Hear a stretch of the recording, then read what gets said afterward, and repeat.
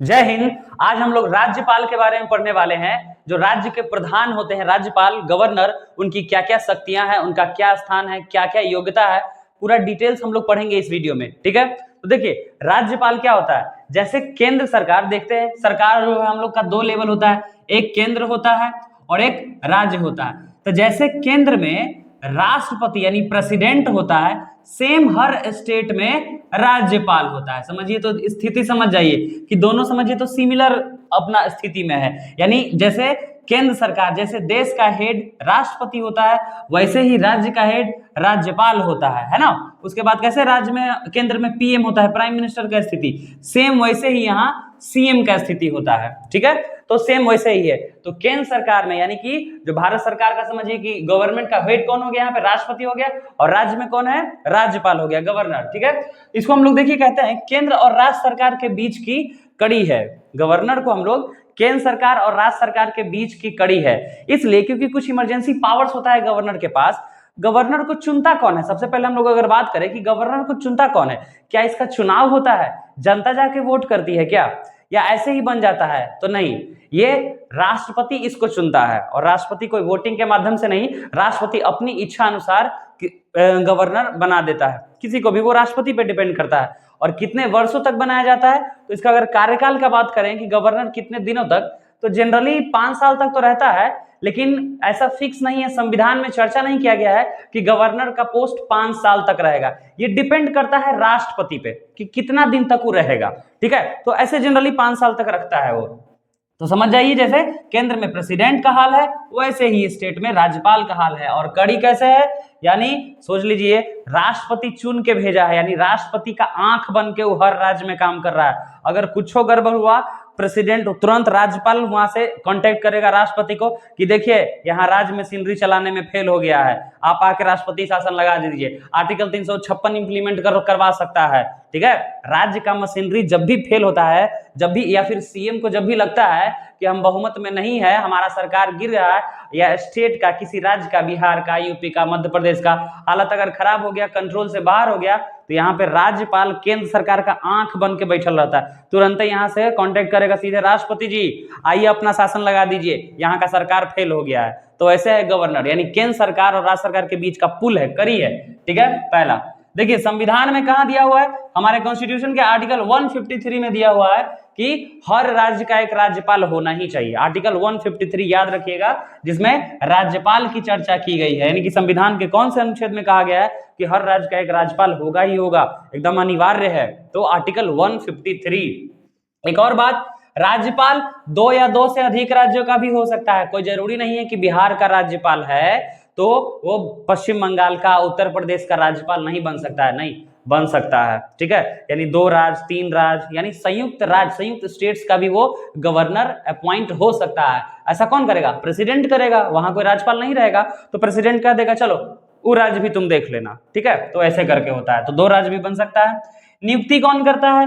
तो हम लोग अभी देख ही लिए हैं, इसका नियुक्ति कौन कर रहा है? प्रेसिडेंट, राष्ट्रपति इसकी नियुक्ति करती है। ठीक है, योग्यता, आपको गवर्नर बनना है, राज्यपाल बनना है, तो राज्यपाल, राष्ट्रपति किसको नियुक्त करता है?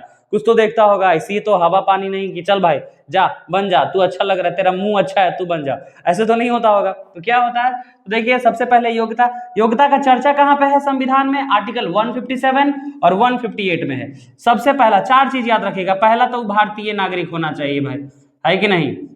पहला भारत का होना चाहिए, रशियन होगा तो नहीं चलेगा, अमेरिकन होगा तो भी नहीं चलेगा, कहाँ का होना चाहिए?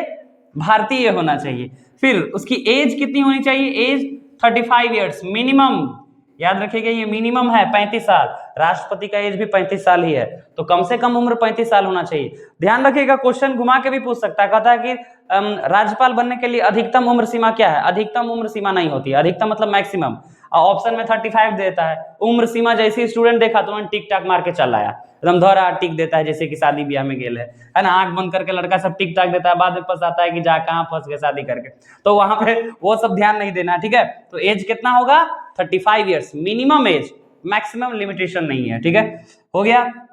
तीसरी योग्यता होनी चाहिए कि वो संसद का किसी भी सदन का सदस्य नहीं हो, या विधानमंडल के किसी भी सदन का सदस्य नहीं हो। संसद यानी लोकसभा या राज्यसभा, है कि नहीं, विधानमंडल यानी सदस्य नहीं होना चाहिए, या सदस्य होने की योग्यता भी रहती है उसके पास, लेकिन उस समय गवर्नर अपॉइंट होते टाइम वो नहीं होना चाहिए। फिर एक और योग्यता है, किसी लाभ के पद पर नहीं हो, किसी लाभ के पद पर नहीं हो, मतलब लाभ के पद पर न हो, मतलब सरकारी नौकरी में ना हो, और अगर है तो नहीं बन सकते हैं गवर्नर, इस्तीफा दे दीजिए, बना दिया जाएगा, इस्तीफा देके आपको हटना पड़ेगा, यानी सरकार से आप लाभ ले रहे हैं और सरकार के मालिक भी बनिएगा, यानी सरकारी नौकरी भी कीजिएगा, सरकार के नौकर भी है, सरकार के मालिक भी है, गवर्नर कहीं ना कहीं स्टेट का मालिक है, तो दोनों एक साथ आप नहीं बन सकते हैं, ठीक है। तो किसी भी लाभ के पद पर नहीं होना चाहिए। तो 4 चीज याद रखिएगा, वो भारतीय नागरिक हो, एज 35 ईयर्स हो, संसद विधानमंडल का सदस्य ना हो या योग्यता रखता हो, और किसी लाभ के पद पर नहीं हो। आइए अब हम लोग देखते हैं क्या क्या पावर्स है, मेन है पावर्स ऑफ द गवर्नर। तो देखिए गवर्नर्स की कार्यपालिका शक्ति है, विधायिका शक्ति है, वित्तीय शक्ति है यानी executive power, legislative power, financial powers, emergency power. तो आइए पहला नंबर हम लोग देख लेते हैं, कार्यपालिका शक्ति यानी executive powers of the governor. क्या है? हेड ऑफ द स्टेट होता है, किसी भी राज्य का राज्यपाल हेड ऑफ द स्टेट है, CM head of the state नहीं होता है, मुख्यमंत्री नहीं, जितना भी काम होता है वो राज्यपाल के ही नाम पर होता है, यानी एग्जीक्यूटिव पावर उसके पास हो गया ना, कि जितना भी काम होगा। देखिए थर्ड पॉइंट वही है कि decisions taken in the name of governor, जो भी फैसला राज्य में लिया जाएगा तो भले ही लेगा मुख्यमंत्री या उसका मंत्री परिषद, लेकिन नाम किसका रहेगा? गवर्नर का नाम रहेगा वहां पे, ठीक है। ही अपॉइंट्स द सीएम, यानी सीएम को भी वही चुनता है। इनडायरेक्टली विधानसभा का चुनाव हुआ और विधानसभा का चुनाव हुआ और बहुमत दल का जो नेता होता है उसी नेता को ये क्या करता है, मेजोरिटी पार्टी वाला के लीडर को सीएम घोषित कर देता है। तो हो गया ना इनडायरेक्ट वे में कि अपॉइंट्स द सीएम, और हेड ऑफ द स्टेट तो होता ही होता है। ये एग्जीक्यूटिव पावर्स है। दूसरा है legislative power of the governor यानी विधायी शक्तियां। देखिए एग्जीक्यूटिव पावर तो हम देख लिए, विधायी शक्तियां क्या है? राज्य में जो कोई भी कानून बनता है, कैसे केंद्र सरकार में संसद कानून बनाती है, लोकसभा से पास होकर राज्यसभा के पास जाता है, राज्यसभा से पास होकर यानी बहुमत से पास होने के बाद प्रेसिडेंट सिग्नेचर करता है तभी कानून बनता है प्रेसिडेंट पावर में। सेम यहाँ पे भी वही होता है गवर्नर के साथ। विधानसभा से पास हुआ, उसके बाद वो विधान परिषद में गया, विधान परिषद में पास होने के बाद गवर्नर जब तक साइन नहीं करेगा तब तक वो कानून राज्य में लागू नहीं होता है, ठीक है। और बहुत सारे राज्य के पास 6 ही को तो राज्य है जिसके पास विधान परिषद भी है, नहीं तो सबके पास खाली एक सदन ही है ना, ओनली वन हाउस, सिर्फ और सिर्फ विधानसभा। तो विधानसभा से पास हुआ, राज्यपाल के पास है, राज्यपाल साइन किया, वो कानून बन गया। तो सेम वैसे ही होता है, तो राज्य का कानून बनता है तो लेजिस्लेटिव पावर हो गया ना, कि कानून तभी बनेगा जब राज्यपाल अपना हस्ताक्षर मुहर लगाएगा, अपना एसेंट देगा, है कि नहीं। Governor can reserve bill for the president advice. देखिए बिल यानी विधेयक, जानते ही हैं कानून तभी, कानून बनने से पहले वो विधेयक रहता है ना, बिल रहता है। तो वो अगर ऐसा थोड़े है कि गवर्नर के पास गया और साइन कर दिया, गवर्नर को अगर लगेगा कि इसमें केंद्र सरकार का कोई मैटर आ रहा है तो उस बिल को रिजर्व कर लेगा कि नहीं रुको, राष्ट्रपति का सिग्नेचर चाहिए, यानी राष्ट्रपति की स्वीकृति हमको लेने दो तब हम साइन करेंगे, यानी राष्ट्रपति से पहले सलाह लेगा, तब साइन नहीं सलाह लेगा कि हमको इस पे साइन करना चाहिए क्या, ठीक है, राष्ट्रपति का आदमी है ना, तो राष्ट्रपति से पहले देखेगा सलाह लेके कि हमको साइन करना चाहिए कि नहीं राज्य में कानून बनाने के लिए, तो वो बिल को रिजर्व में भी रख सकता है साइन नहीं करेगा तो। और विधान परिषद, और एक और है विधान परिषद के 1/6 यानी लगभग 70% तो 70% सदस्यों को वो खुद मनोनीत करता है। कहां? विधान परिषद के, ध्यान रखिएगा विधान परिषद में, विधानसभा में नहीं।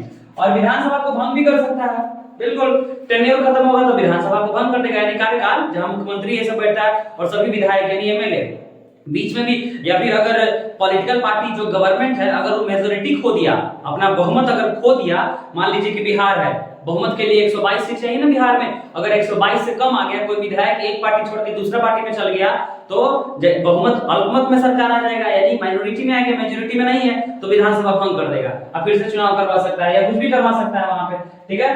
तो ये है हमारा legislative powers of the governor. चलिए तीसरा देखिए, न्यायिक शक्तियां, जुडिशियल पावर। गवर्नर का जुडिशियल पावर क्या है? देखिए राष्ट्रपति के पास भी जुडिशियल पावर है, गवर्नर के पास भी जुडिशियल पावर है, दोनों में अंतर इतना है कि ये जो है अपराधी की सजा को कम कर सकता है, या अगर जेल का सजा है तो माफ कर देगा, लेकिन अगर किसी को मृत्यु दंड मिला है सुप्रीम कोर्ट या हाई कोर्ट से तो उसको ही क्षमा नहीं कर सकता है। गवर्नर के पास पूरा डेथ यानी कि जो मौत का सजा मिला है उसको माफ नहीं कर सकता है, जबकि राष्ट्रपति मौत का सजा भी माफ कर सकता है, बस यही अंतर है। तो कौन सा सजा माफ कर सकता है? सजा को कम कर सकता है हो सके हाँ 20 साल की सजा 5 साल कर दे या पूरा माफ भी कर दे, लेकिन अगर मृत्यु दंड मिल चुका है तब भाई माफ नहीं होगा, गवर्नर माफ नहीं कर सकता, पावर है नहीं तो कैसे माफ करेगा, ये पावर माफ करने का पावर सिर्फ और सिर्फ प्रेसिडेंट ऑफ भारत के पास ही है। ठीक है, यहां पे देखिए president consults governor for chief justice of high court, for the appointment of chief justice of high court, यानी कि प्रेसिडेंट जो है वो सलाह भी लेता है। न्यायिक सत्य में देखिए राष्ट्रपति गवर्नर से सलाह मांगता है कि देखो ना उस राज्य के चीफ जस्टिस को हम चुन रहे हैं, चुनेगा वो खुद ही, बस सलाह ले सकता है। चुनने का ये न मत समझिए कि कि जैसे सुप्रीम कोर्ट के चीफ जस्टिस को राष्ट्रपति चुना है वैसे हाई कोर्ट के चीफ जस्टिस को गवर्नर चुनेगा, नहीं गवर्नर नहीं चुनेगा, चीफ यानी हाई कोर्ट के चीफ जस्टिस को भी प्रेसिडेंट ही चुनेगा, लेकिन चुनने से पहले गवर्नर से, उस राज्य के गवर्नर से बस सलाह ले लेगा। तो ये है न्यायिक शक्तियां।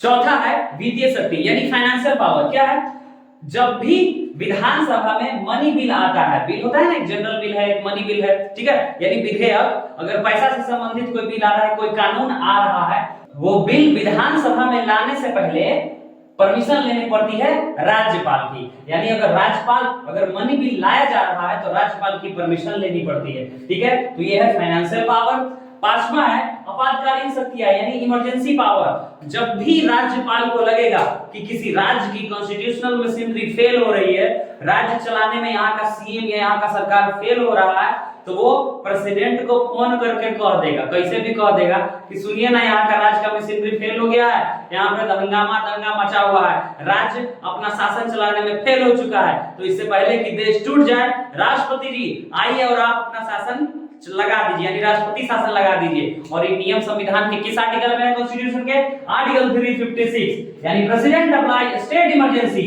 When government feels the constitution machinery fails, यानी जब भी गवर्नर को लगेगा कि कॉन्स्टिट्यूशन मशीनरी फेल हो गया है, वो राष्ट्रपति से कह के राज्य में राज्यपाल शासन लगा देगा according to article 356 of Indian constitution. तो ये है emergency powers of the governor. ठीक है, अब हम लोग मिलते हैं अगले वीडियो में। जय हिंद।